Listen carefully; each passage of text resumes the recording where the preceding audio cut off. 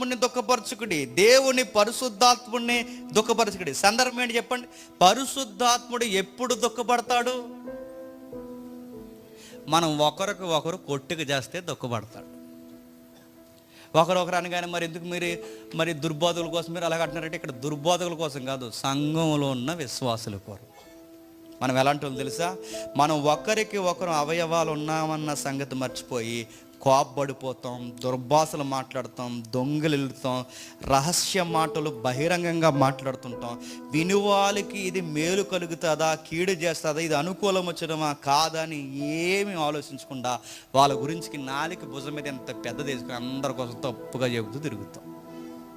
ఇప్పుడు చెప్పండి, నీ తోటి విశ్వాస కొరకు, నీ తోటి విశ్వాసంతో నీతో పాటు నడుస్తున్న సంఘ సభ్యుడి కొరకు నువ్వు తప్పుడు ప్రసారాలు చేస్తుంటే నిన్ను బట్టి పరిశుద్ధాత్ముడు ఏమవుతాడు చెప్పండి? దుఃఖపడతాడు.